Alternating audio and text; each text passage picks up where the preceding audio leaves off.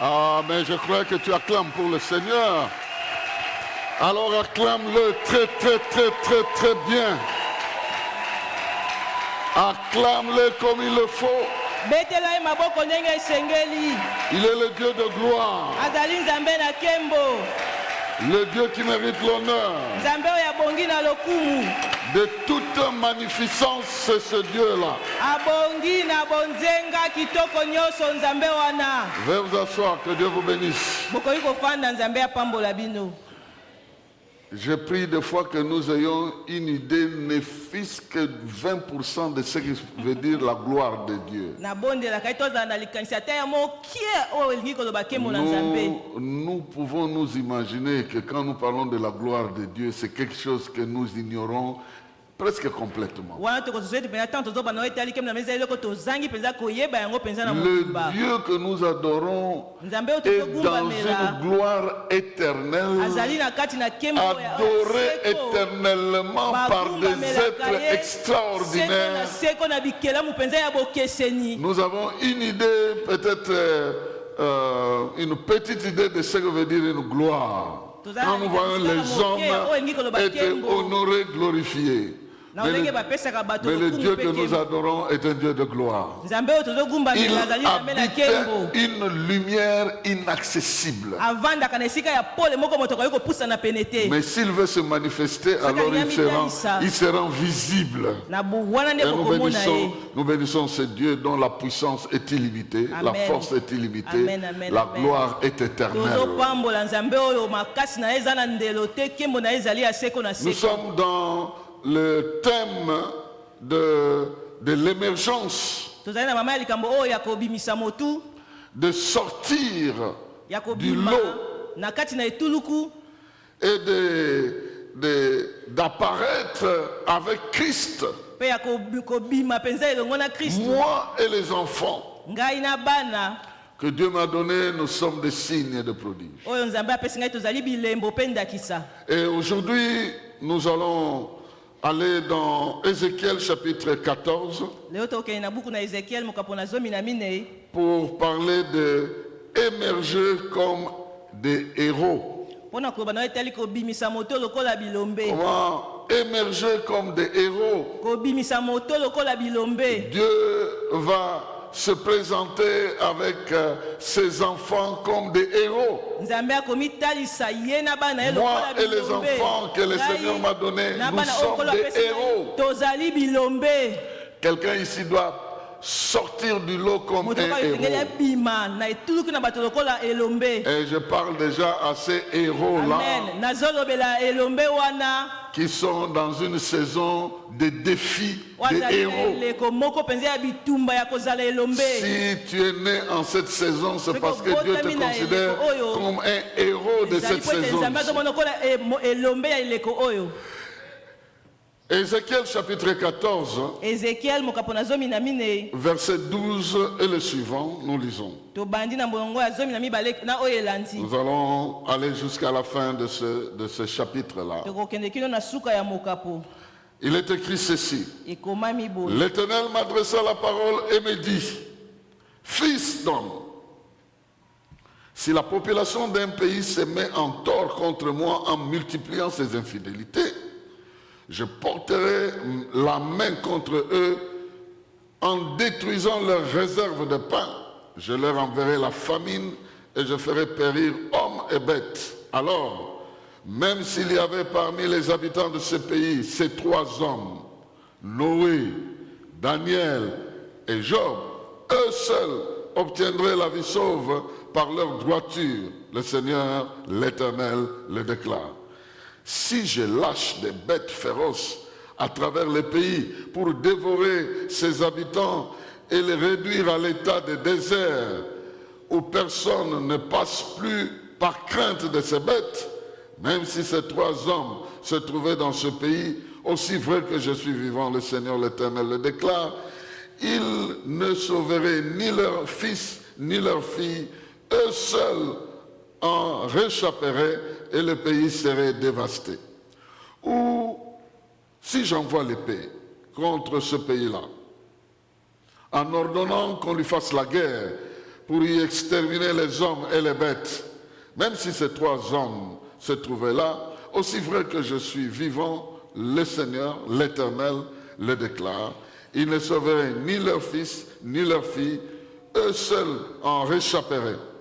Ou si j'envoie la peste dans ce pays-là, et si je déverse ma colère sur lui en y exterminant hommes et bêtes. Si Noé, Daniel et Job se trouvaient là, aussi vrai que je suis vivant, le Seigneur, l'Éternel le déclare, ils ne sauveraient ni leur fils, ni leur fille, eux seuls obtiendraient la vie sauve par leur droiture. Toutefois, voilà ce que dit le Seigneur, l'Éternel. Bien que j'envoie contre Jérusalem mes 4 châtiments sévères, c'est-à-dire l'épée, la famine, les bêtes sauvages et la peste pour exterminer hommes et bêtes, il en réchappera un reste d'hommes et de femmes que l'on fera sortir de la ville. Ils viendront vers vous, vous verrez leur conduite et leur agissement, et vous vous consolerez du malheur que j'aurai fait venir sur Jérusalem et de tous les fléaux dont je l'aurai frappé. Oui, ils vous en consoleront quand vous verrez leur conduite et leurs agissements, et vous reconnaîtrez que ce n'est pas sans raison que j'aurai accompli tout ce que j'aurais fait contre cette ville. Le Seigneur, l'Éternel, le déclare. Quelqu'un peut dire Amen très bien. Amen. Bon, peut-être le message te fait peur, mais est-ce que tu peux dire Amen très très très fort? Amen, malamu, Amen. Voilà, nous sommes ici devant une réalité historique, mais qui peut aussi arriver de temps en temps dans notre vie, dans notre environnement. Le Seigneur est en train de dire par rapport à son peuple, le peuple qu'il a pris de l'esclavage, il les a amenés dans le désert, il les a formés, il les a préparés à devenir un peuple, et il les a placés à la terre promise. Il leur a donné des recommandations, des choses à observer, à respecter. Il les avait prévenus que si vous ne respectez pas ça, parce que nous sommes dans une alliance, ce n'est pas l'ennemi, c'est moi-même, je vais vous menacer. Et cela est arrivé à plusieurs reprises. Mais maintenant, nous sommes à une période où le Seigneur fait une lecture des choses qui étaient passées. Parce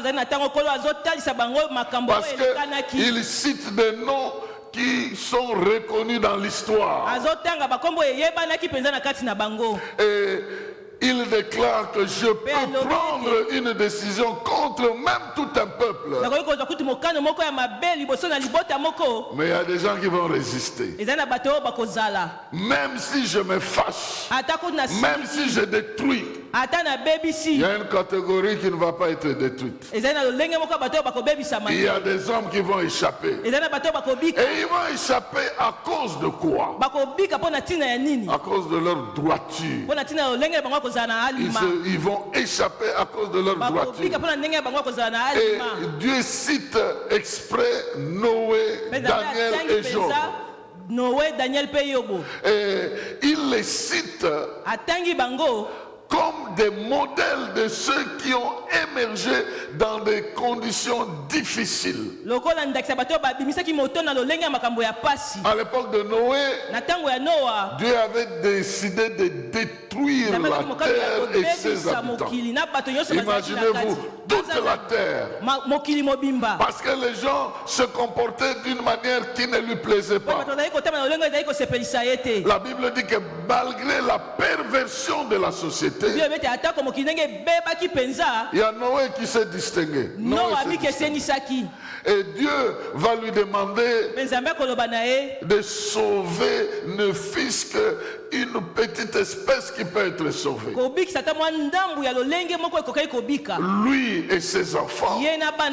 Et un certain nombre d'animaux qui devaient être sauvés parce que Dieu avait décidé de tout détruire. Mais Noé a fait la différence. Et Dieu le cite comme un modèle qui a submergé, qui est sorti du lot parce qu'il était droit devant le Seigneur. Il cite aussi Daniel, qui était dans une époque où le peuple de Dieu n'était plus dans son pays. Le peuple de Dieu était déporté. Et il vivait à l'étranger sous l'autorité d'un dictateur qui ne craignait pas Dieu, un idolâtre de Nabucodonosor. Mais malgré là, tout en étant de jeunes étrangers, ils ont décidé de ne pas adorer le faux Dieu. Ils ont même décidé de ne pas manger une nourriture qui est consacrée à ce Dieu-là. Mais dans ces conditions-là, ils ont dit, nous ne sommes pas obligés de manger cette nourriture-là par la crainte de notre Dieu. Et Dieu les a distingués. Dieu les a distingués. Et il parle de Job. Je ne vais pas entrer dans tous ces détails-là, je mentionne seulement. Un homme qui était reconnu. Voyez, il y a 3 circonstances différentes. Mais la même droiture est en train de jouer. À l'époque de Noé, c'est tout le monde qui était corrompu. Tous. Mais lui émerge. Il n'a pas été influencé par toute la société entière.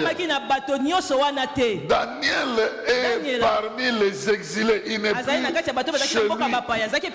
Il est à l'étranger.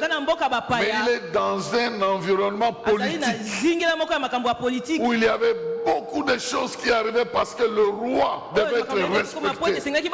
Même dans cet environnement-là, où le pouvoir était exercé, où les grandes décisions étaient prises, où les dieux étrangers s'imposaient, dans cet environnement-là, il est resté fidèle à ce Dieu-là.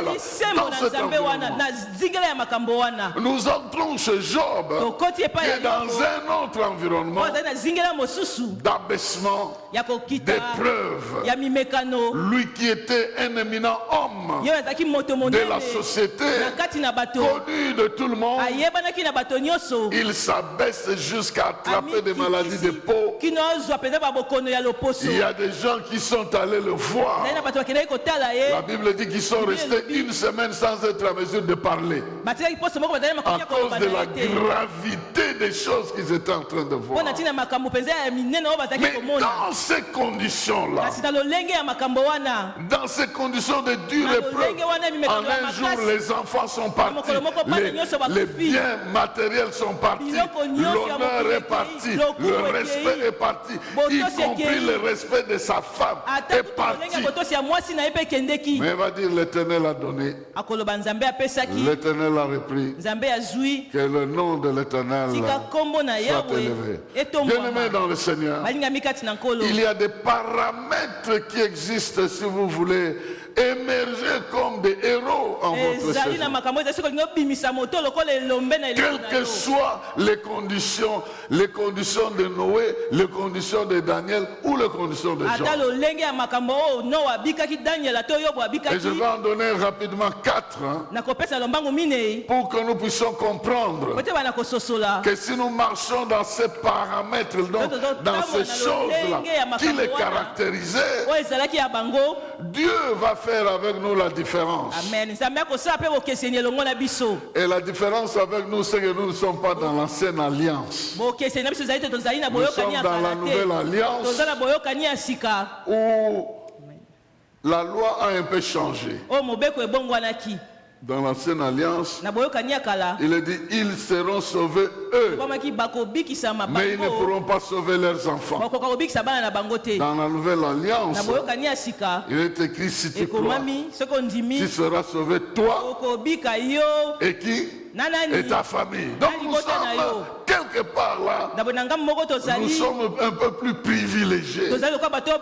Parce que si tu sors, tu ne sortiras pas seul. Si tu gagnes, tu ne gagneras pas seul. Mais quelles sont les 4 choses? La première chose, ces gens vivaient avec un objectif principal. Et l'objectif principal, c'était de plaire à Dieu. De plaire à Dieu contre tout, malgré tout.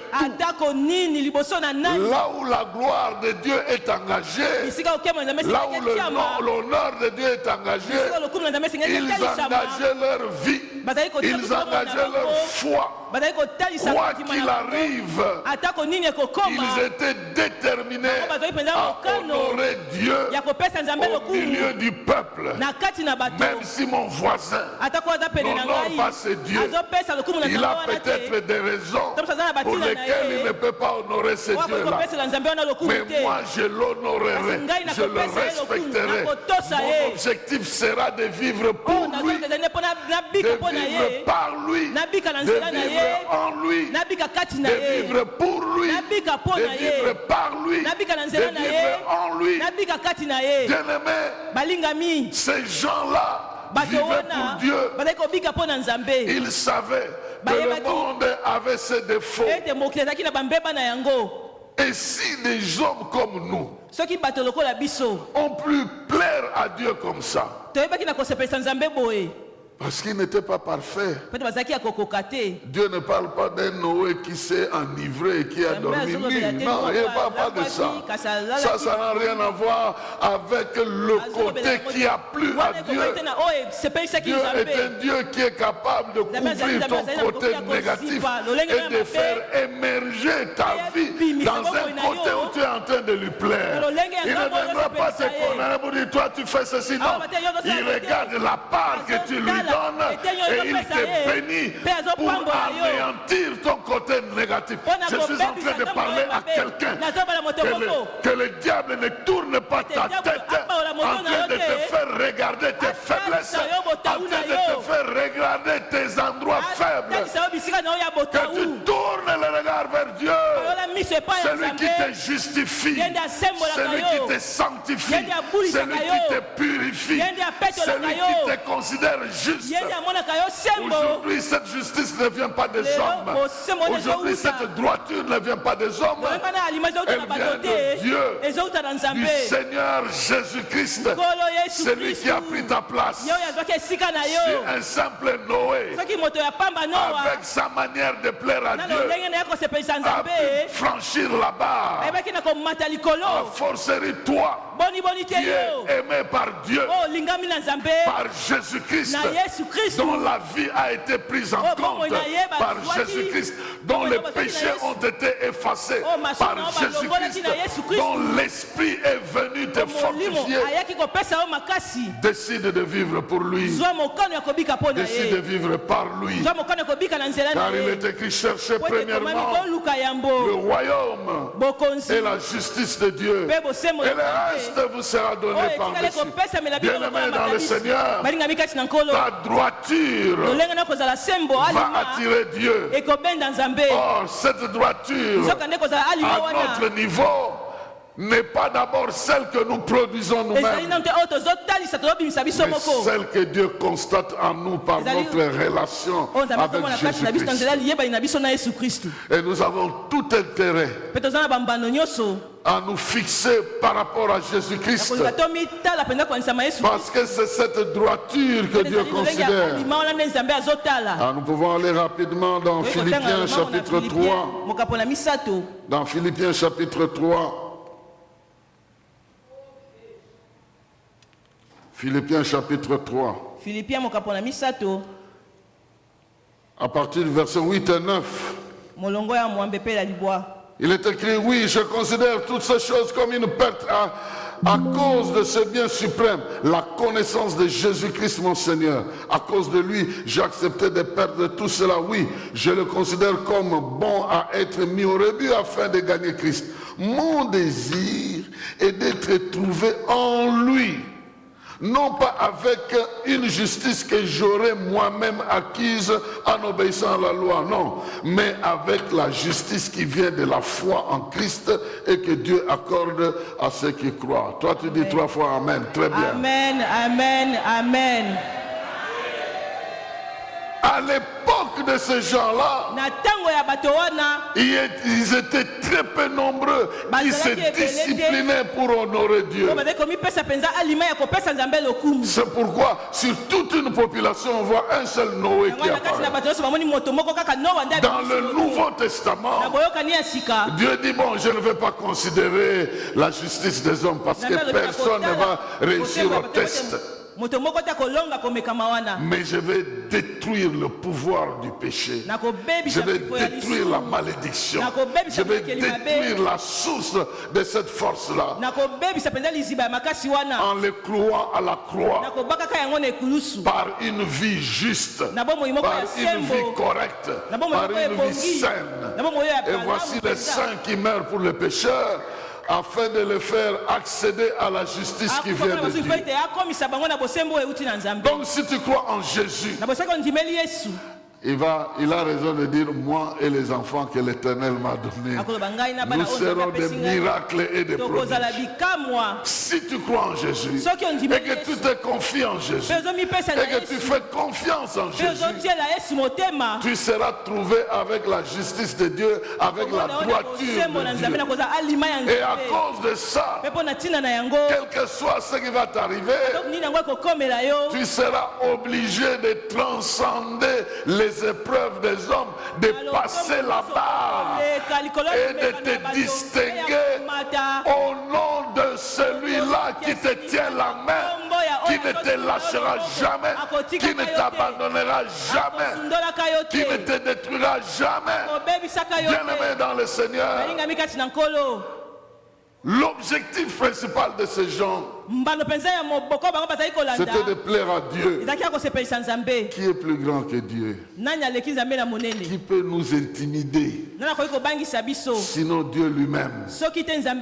Qui peut décider sur notre sort final, sinon Dieu lui-même?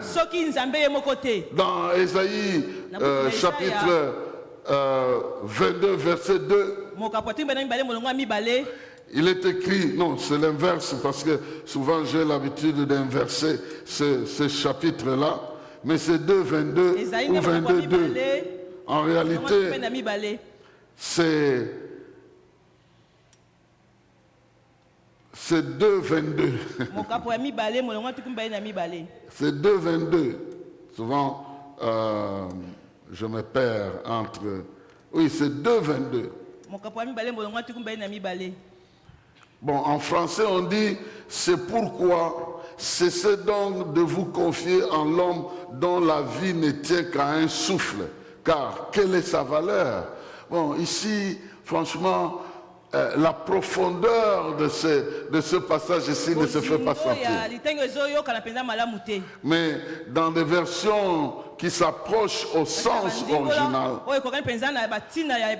on dit, tu ne dois pas avoir peur d'un homme qui sollicite le souffle de l'extérieur pour vivre. Donc c'est-à-dire que l'homme n'est pas indépendant. Il dépend de quelque chose qui est en dehors de lui pour vivre. Il respire. Et aussi longtemps qu'il dépend de l'extérieur pour vivre. Tu ne peux pas le craindre. Il faut craindre quelqu'un qui ne dépend pas de l'extérieur pour exister. Dieu ne dépend pas de l'extérieur pour vivre. Mais si on bloque les narines de cet homme-là, on bloque sa bouche, il ne peut pas de lui-même à partir de l'intérieur continuer à vivre et il va mourir. Alors, il ne faut pas craindre. Donc quand quelqu'un t'intimide, vérifie, est-ce qu'il tire son existence de l'extérieur? Il peut vivre de lui-même. S'il dépend de l'extérieur, alors il ne faut pas le craindre. C'est ce que la Bible dit ici. Il ne faut pas avoir peur de quelqu'un qui en lui-même il n'a pas de valeur, il tire ça de l'extérieur. C'est la question que je me pose toujours. Est-ce qu'il tire l'air de l'extérieur comme moi? Alors pourquoi je le craindrais? Je craindrais l'Éternel. Je craindrais l'Éternel qui peut arrêter le souffle de quelqu'un ou qui peut donner le souffle à quelqu'un. Donc la première chose, ils avaient tous comme objectif de plaire à Dieu. Et ils ne craignaient pas les hommes. Comme David lui-même dit au psaume 37, l'Éternel est ma lumière et mon salut. Il est ma lumière. Il est le lieu où j'existe. Un lieu où vous ne pouvez pas pénétrer. Il est ma lumière et il est ma délivrance. C'est lui qui a le dernier mot sur ma vie. Il est ma lumière et mon salut. Alors les hommes, qu'est-ce qu'ils peuvent me faire? Même s'ils avançaient contre moi, c'est eux-mêmes qui vont tomber. Parce que moi, je vis pour Dieu et je dépends de Dieu. Qu'il en soit ainsi. Dans ta vie, qu'il en soit ainsi. Que rien ne te trouble. Parce que tu vis pour Dieu, tu vis par Dieu, tu vis en Dieu. Deuxième chose, la deuxième chose, ces gens-là étaient des grands intercesseurs. Étaient des grands intercesseurs. Ils savaient chercher Dieu. Ils savaient le trouver. Ils avaient une communion permanente avec ce Dieu-là. Ils savaient le chercher. Ils savaient le trouver. Ils étaient en relation personnelle, permanente avec Dieu. Le grand secret pour ces gens, c'est qu'ils savaient trouver Dieu pour leur dire ce qu'ils devaient faire au moment où ils devaient le faire. Noé a pu s'engager à faire l'arche. Ça lui a pris un siècle pour le faire. Imaginez-vous, en l'an 500, Dieu va lui parler, il avait 500 ans.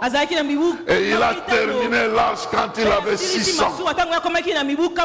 Imaginez-vous, pendant tout un siècle, il ne faisait que travailler. Et il travaillait avec qui? Vous ne savez pas. Il y avait des hommes qui venaient pour travailler comme des ouvriers. Et il devait les payer lui-même.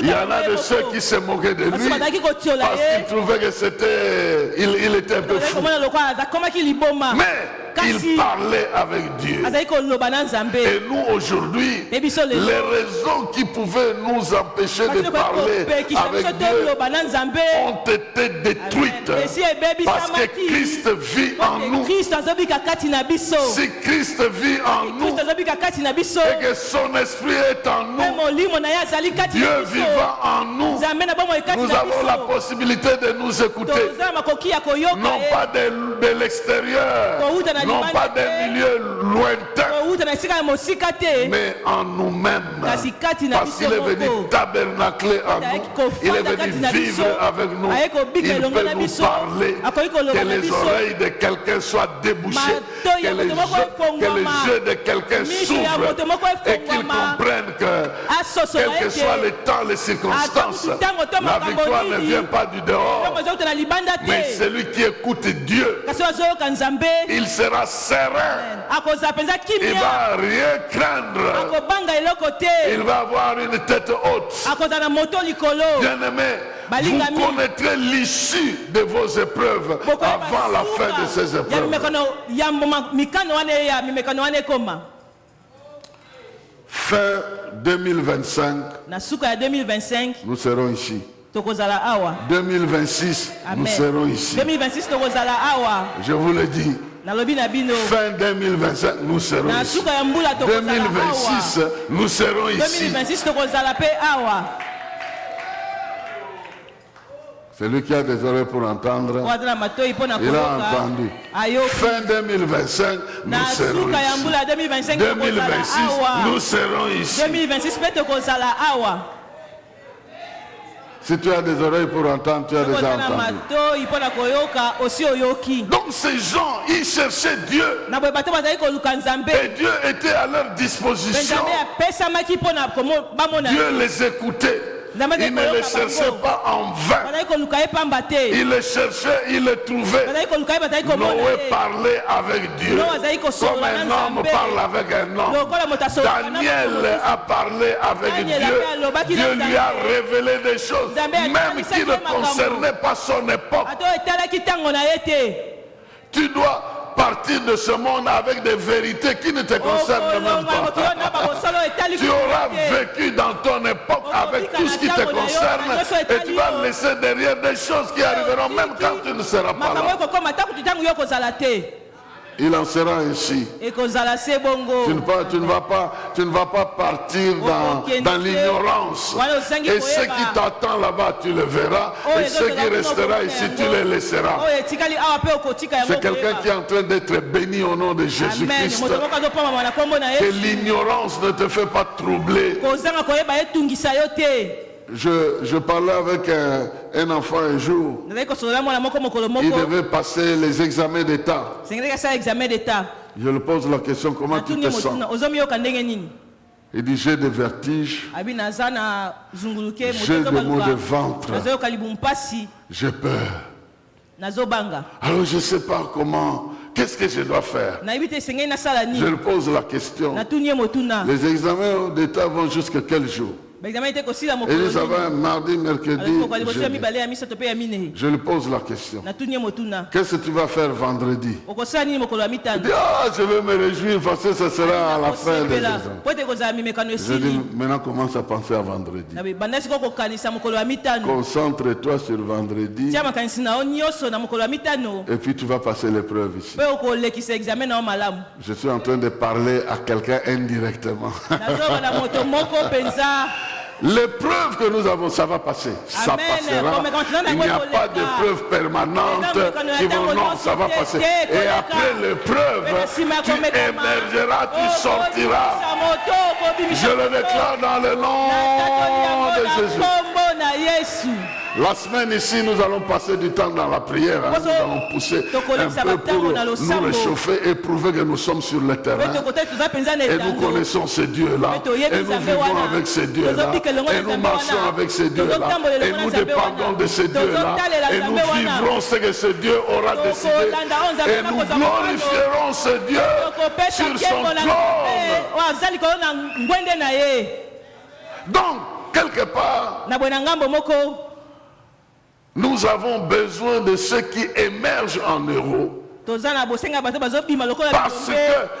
qu'ils ont une relation personnelle, intime, ils parlent avec Dieu, ils prient, ils passent du temps, avec plus du temps avec Dieu que du temps avec autre chose.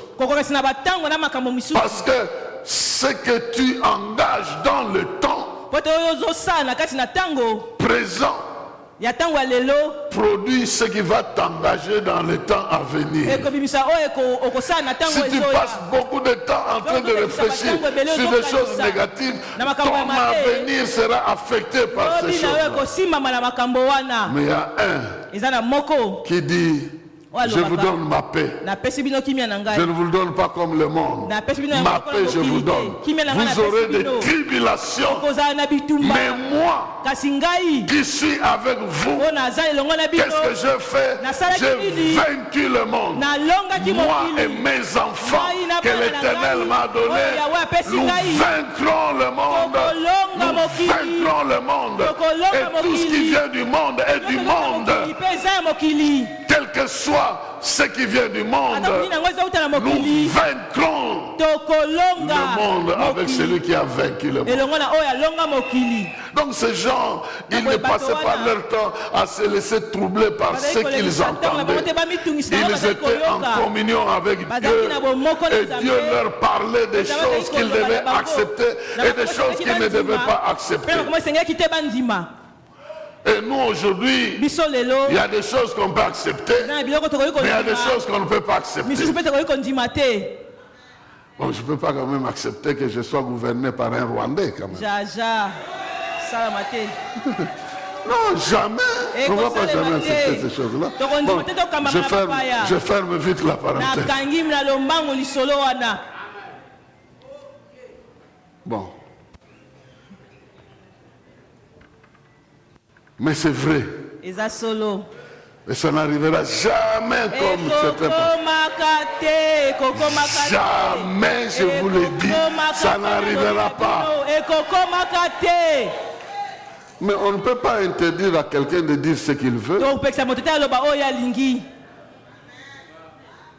Quelqu'un me disait, moi j'en connais quelques-uns, nous serons là, vous allez voir, nous serons là, des talents français, français. Dieu vous a donné ce pays, vous devez en jouir. Et si vous commettez des fautes contre ce Dieu, réglez ça avec ce Dieu. Et il interviendra en votre faveur. Troisième chose. Ces gens avaient un témoignage de Dieu qui pouvait arriver jusqu'à enlever leur vie. C'est ce que dit Apocalypse. Ils l'ont vaincu à cause du sang de l'agneau, mais aussi de la parole de leur témoignage. Mais ils n'ont pas craint la mort. Ils ont parlé, témoigné. Nous sommes sur un terrain, soit c'est la mort qui doit te craindre, soit c'est toi qui dois craindre la mort. Celui qui parle a le pouvoir de la langue. La mort et la vie sont au pouvoir de la langue. Et nous devons utiliser ce troisième pouvoir, le pouvoir de la langue. Le premier pouvoir que ces gens avaient, c'est le pouvoir d'appartenance. Ils appartenaient à Dieu, ils vivaient pour Dieu, ils aimaient Dieu. Le deuxième pouvoir qu'ils avaient, c'est le pouvoir de la connexion. Ils étaient connectés à Dieu, ils communiaient avec lui, ils recevaient sa force. Le troisième pouvoir, c'était le pouvoir de la parole. Ils savaient parler de la part de Dieu sans rien craindre.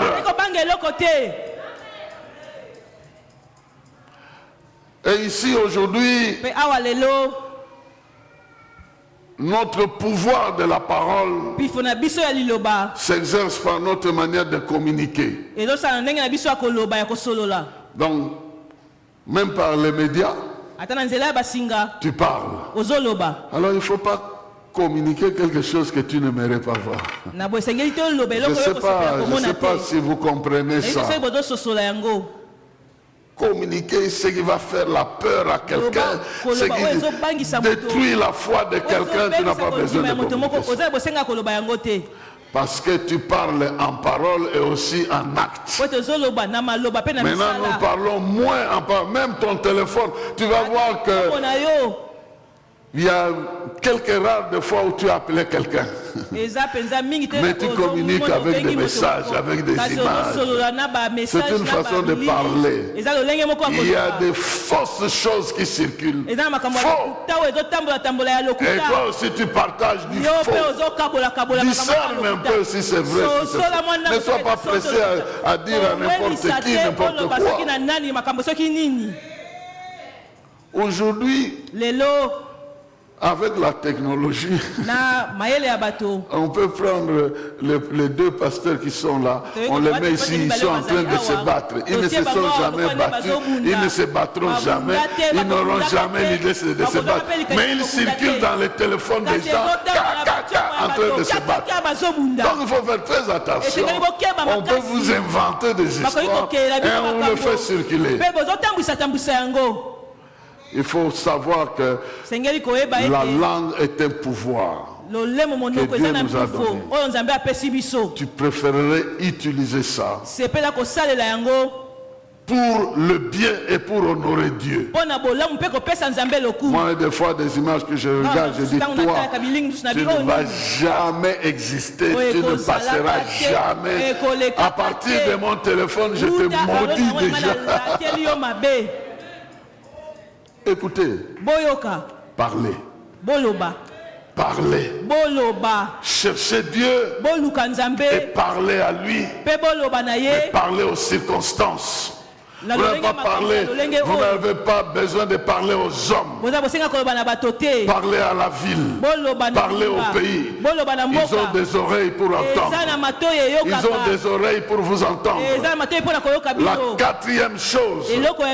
La quatrième chose, comme nous avons un peu de temps, la quatrième chose, c'est qu'ils exerçaient le pouvoir de contrôle et de domination sur le terrain.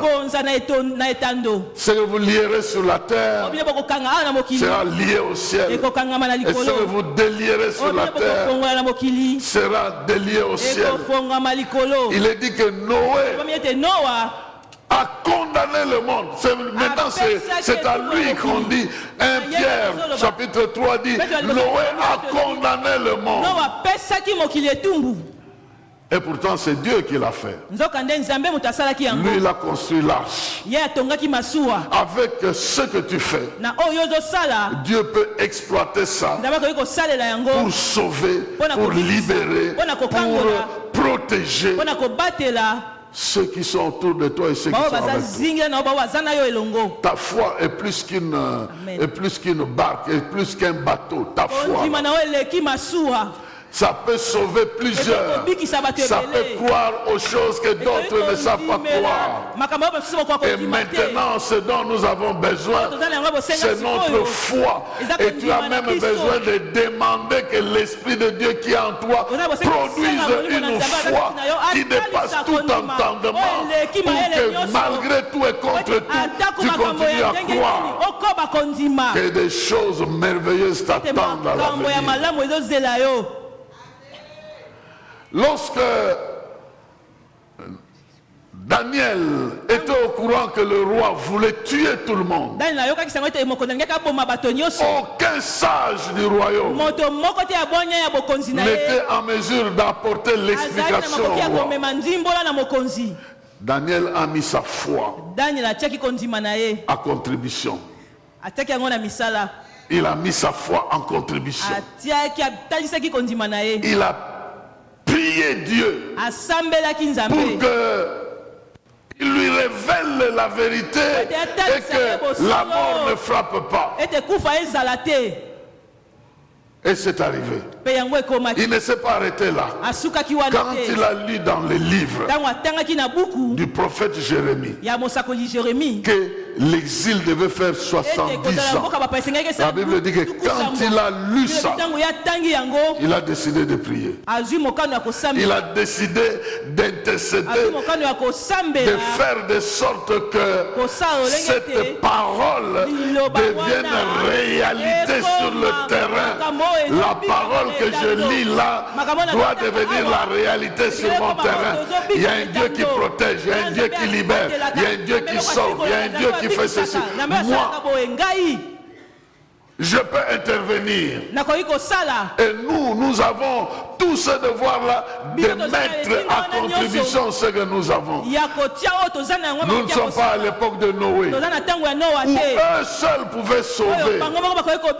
Nous sommes à une époque où Dieu dit, je cherche un homme. Je cherche un homme qui s'élève, qui fait la brèche, et moi je vais intervenir. Cet homme-là est ici, cette femme-là est ici. Ta famille ne va pas disparaître, tes affaires ne vont pas disparaître, ton avenir ne va pas disparaître. Ce que Dieu a prévu pour toi ne disparaîtra pas. Même si tu vois les images de ceux qui ont disparu, toi tu ne fais pas partie de ces images-là, tu ne fais pas partie de ce plan-là, tu fais partie d'un plan que Dieu a. C'est pourquoi tu as besoin de comprendre que toi, Tu es dans une situation meilleure que Noé. Noé pouvait se sauver lui-même.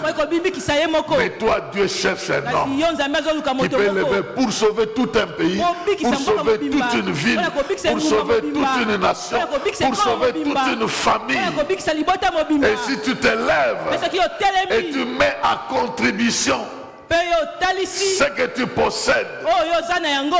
Mais il faut lire la prière d'intercession de ces gens. Ils avaient à cœur. Et ils se repentaient même pour le péché qu'ils n'ont pas commis. Vous savez que des fois même Dieu les interdisait de prier. Dieu les interdisait des fois de prier.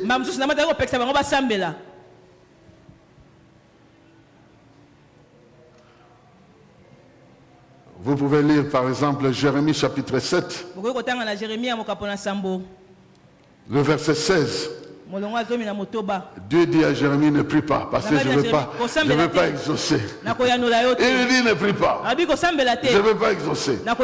Chapitre 7, verset 16. Jérémie, quant à toi, Jérémie, ne prie pas pour ce peuple, ne prononce en sa faveur ni supplication, ni requête, n'intercède pas auprès de moi, car je ne t'écouterai pas. Amen. Est-ce que vous comprenez ça?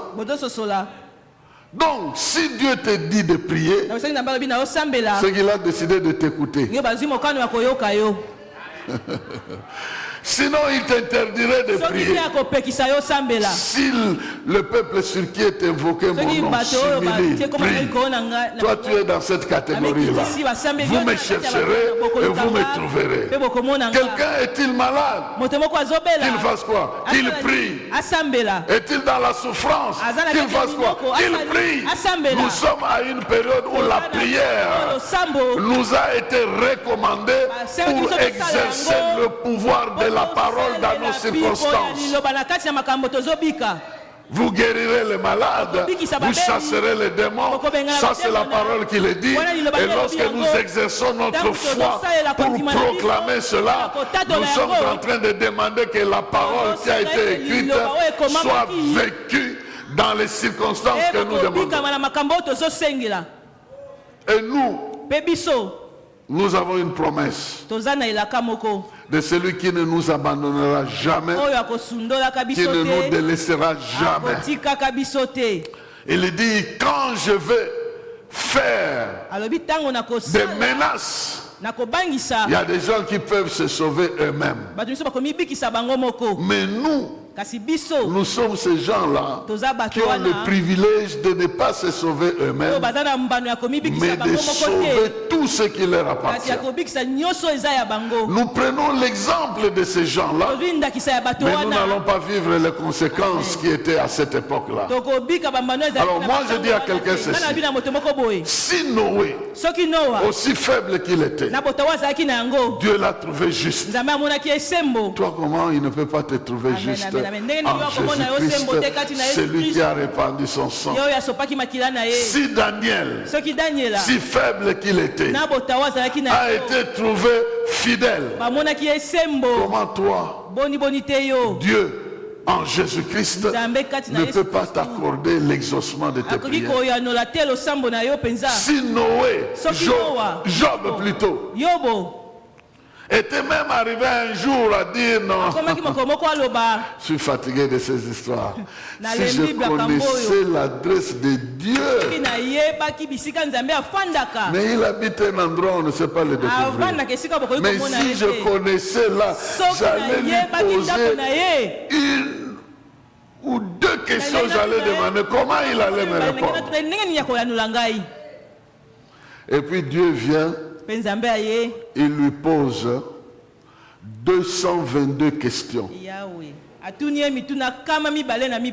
Je sais de quoi je parle, j'ai fait un TP de 222 questions de Job. 222 questions. Tu connais le crocodile. Mais moi je souffre ici, j'ai perdu les enfants, j'ai perdu tout. Tu viens me demander si je connais le crocodile. Qu'est-ce que ça a à voir avec ma situation? Dieu lui, il contrôle. Donc ce monsieur-là a a atteint un niveau où il s'est embrouillé. Mais Dieu le cite. Il dit à ses amis, allez lui donner de l'offrande, des taureaux, il priera pour vous et vous serez pardonnés. Il avait le pouvoir d'exercer le pardon dans la vie des autres. Nous avons le pouvoir de provoquer le pardon de Dieu sur cette terre ici. Nous en avons le pouvoir. Nous avons le pouvoir de sanctifier ce qui a été abîmé. Nous avons le pouvoir de purifier là où ça a été abîmé par le péché. Nous avons ce pouvoir-là de la part de Dieu. Ce que vous pardonnerez sera pardonné. Ce que vous allez retenir sera retenu. Alors, bien-aimés, j'en appelle à ceux qui veulent émerger comme des héros, de changer les objectifs. Nous entendons, donc moi je vis pour mes enfants, moi je vis pour ceci, non, vis pour Dieu. Vie pour Dieu. Vie pour Dieu. C'est un engagement personnel, interne. Personne ne verra ça. Mais Dieu verra que cette personne-là en réalité vit pour moi. Et si tu t'accordes de dire que moi je vis pour Dieu, Paul est arrivé à ce niveau-là. Et il a dit, ma vie c'est Christ. Que je meure, que je vive, je suis à Christ. Donc, pour moi, c'est Christ qui décide. Alors, si tu mets ta vie dans ces conditions, c'est Christ qui décide. Quelle est cette personne-là qui viendra décider le contraire? Quel est ce trouble-là qui viendra décider un sort? Tu n'auras même pas de balle perdue. Amen. Une balle qui se perd ne viendra pas se perdre chez toi. Parce que tu seras protégé de gauche et de droite. Deuxièmement, engage ton temps à communier avec Dieu. Regarde combien de temps tu passes, même dans tes pensées, à fulminer sur des choses qui n'ont pas un avenir pour toi. L'homme est exactement ce qu'il pense. Et l'apôtre Paul nous dit, priez sans cesse. Gardez vos pensées en Dieu. Vous pouvez penser à gauche et à droite, mais gardez vos pensées en Dieu. Ce Dieu qui règne éternellement va vous révéler des choses qui dépassent votre entendement. Exercez ce pouvoir de communion. C'est un pouvoir de communion, de connexion. Quand vous branchez quelque chose, vous connectez, ce pouvoir-là va commencer à agir. Lorsque vous gardez vos pensées en Dieu, ne vous inquiétez de rien, dit la Bible. Mais en toute chose, faites connaître vos pensées, vos préoccupations. Et la paix de Dieu qui surpasse l'intelligence va vous garder en Jésus-Christ. Nous avons besoin d'être gardés là en Jésus-Christ. Pas par les paroles d'un homme, pas par une circonstance, mais gardé en Jésus-Christ. C'est dans cette position-là que nous devons commencer à parler maintenant, proclamer des choses qui concernent notre avenir. Et quand nous le proclamons, nous finirons par agir conformément à cela. Et le Dieu qui nous exauce, il va intervenir en notre faveur. Donc, j'annonce déjà que pendant la semaine, nous aurons une semaine de prière. Nous n'allons pas regarder les choses passer comme ça. Nous allons passer du temps devant Dieu. Et je suis certain que Dieu profitera de cette situation pour améliorer ta communion avec lui et te donner la possibilité de maîtriser les événements de ce temps pour que ton cœur ne se trouble pas. Mais dans l'entretemps, nous allons tenir debout. Que Dieu te bénisse et qu'il bénisse sa parole.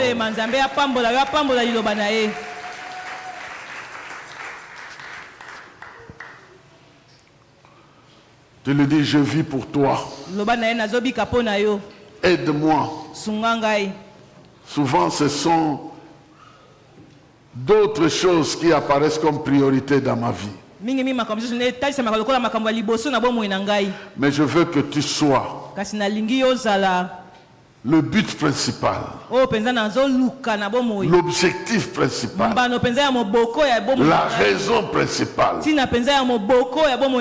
ma vie sur terre, et que de toi je tire tout ce qu'il faut que je fasse pour te plaire, pour être agréable à toi. Et déjà, sans la foi, on ne peut pas lui être agréable. Élève ta voix. Commence à lui dire, je vais t'être agréable. Accorde-moi la grâce de marcher dans tes voies. Les voies qui feront que je te sois agréable. Prends cette décision-là de plaire à Dieu et à Dieu avant tout. De lui obéir à lui et à lui avant tout.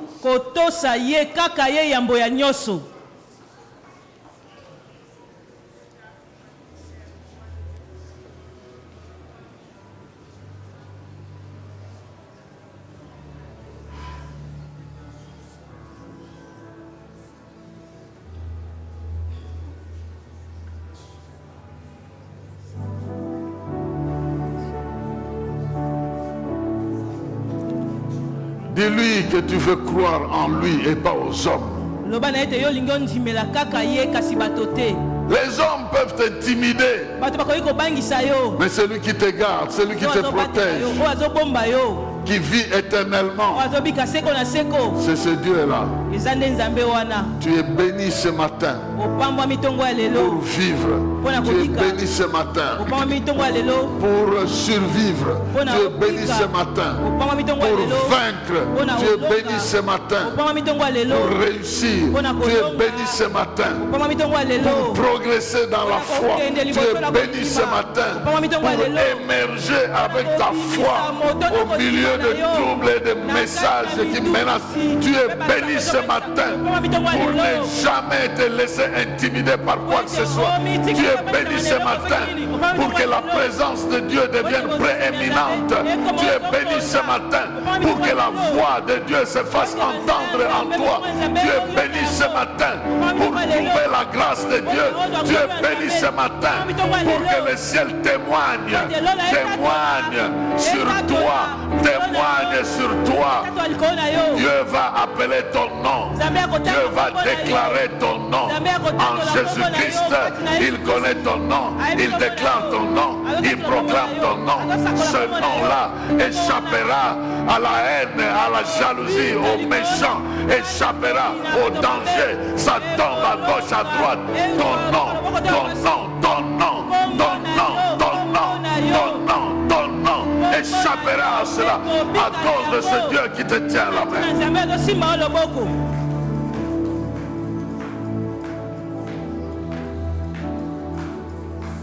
Père Tout-Puissant, nous te bénissons. Tu es le Dieu de nos vies. Tu es le Dieu de nos familles. Tu es le Dieu de nos villes. Tu es le Dieu de nos pays. C'est toi qui nous donne l'être et le mouvement. Je prie pour ton peuple qui est ici, qui m'écoute et d'autres qui m'écouteront. Que la paix règne dans leur cœur, sachant qu'il y a un Dieu responsable et souverain qui prend les choses en main lorsque nous nous levons et que nous tournons nos regards vers lui. Nous serons plutôt rayonnants de joie que de honte. Qu'il en soit ainsi. Au nom de Jésus. Amen. Amen.